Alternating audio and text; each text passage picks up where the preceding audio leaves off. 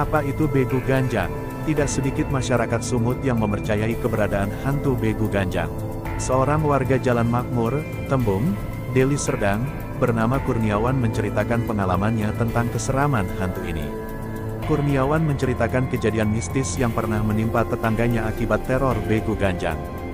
Bahkan dirinya meyakini kematian tetangganya itu akibat ulah makhluk astral tersebut.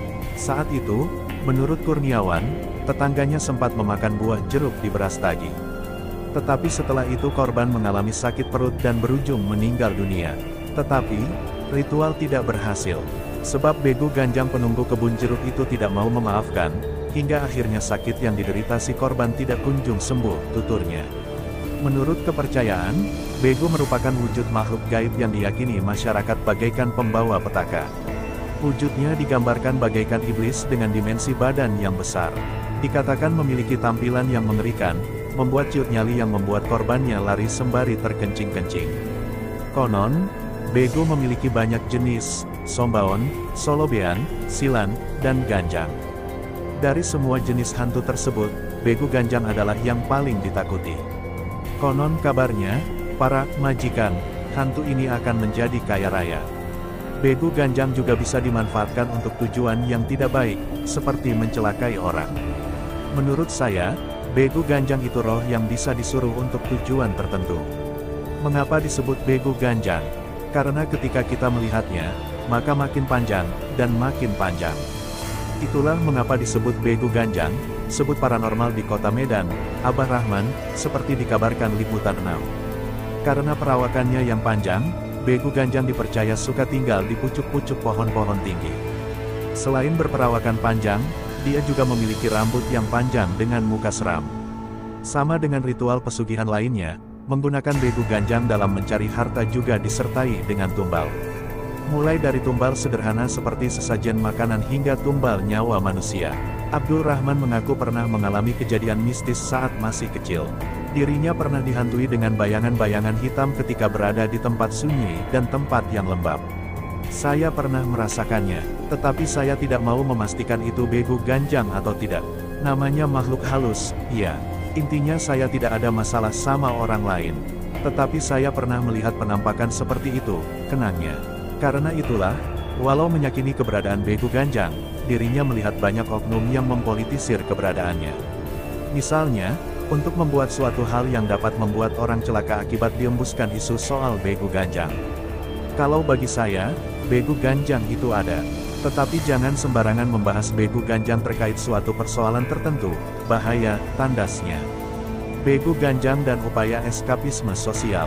Begu Ganjang memang menjadi fenomena yang sulit dijelaskan, apalagi terkait dengan urusan gaib. Bahkan di masa lalu pada kebudayaan Toba, sama sekali tidak dikenal istilah Begu Ganjang. Pada masa lalu, kata Begu, hantu, bagi orang Toba digunakan untuk mengacu kepada sumber penyakit. Istilah, sakit, memang sudah dikenal, namun tidak begitu dengan sumber penyakit. Karenanya, setiap ada seseorang yang sakit, kerap disebut karena ulah Begu. Apalagi orang yang mati mendadak, terutama anak-anak dan masih lajang. Padahal bisa saja dia terkena virus mematikan atau terjangkit penyakit yang memang belum dikenal di tempat itu. Selain itu, isu-isu ini juga beriringan dengan munculnya praktik-praktik perdukunan sesat.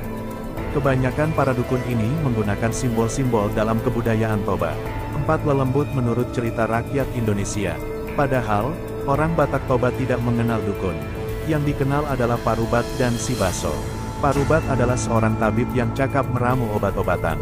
Sedangkan Sibaso adalah mereka yang dianugerahi kemampuan supranatural, yakni mereka yang mampu melihat masa depan dan masa lalu.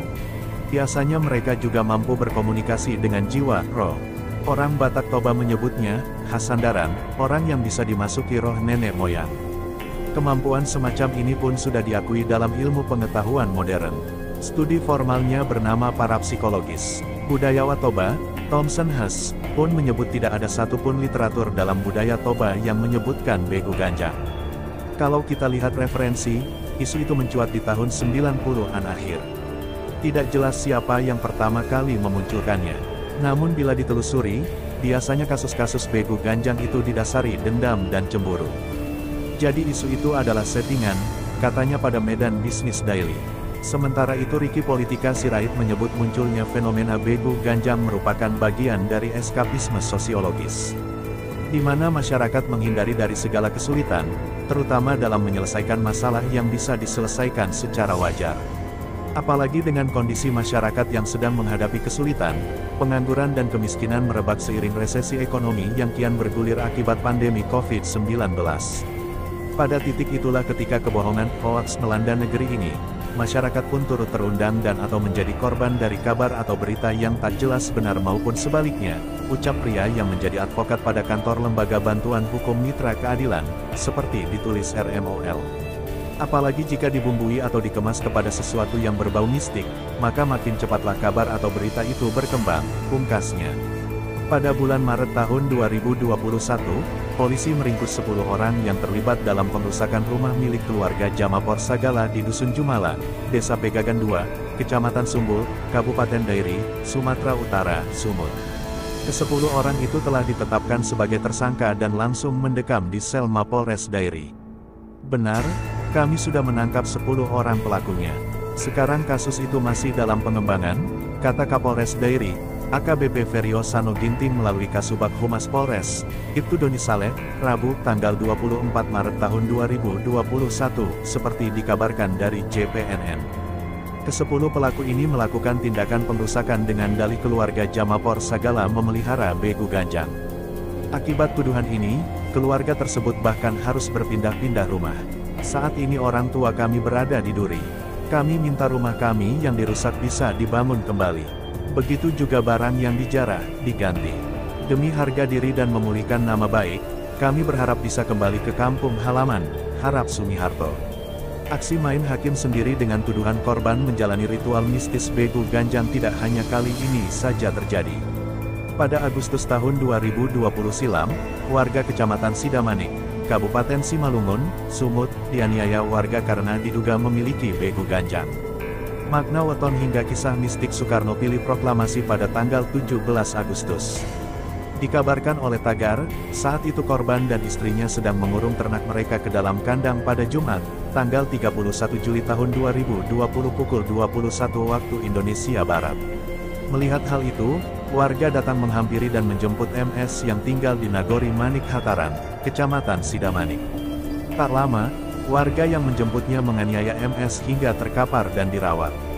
Hingga kini, dugaan penganiayaan itu masih dalam tahap penyelidikan aparat kepolisian.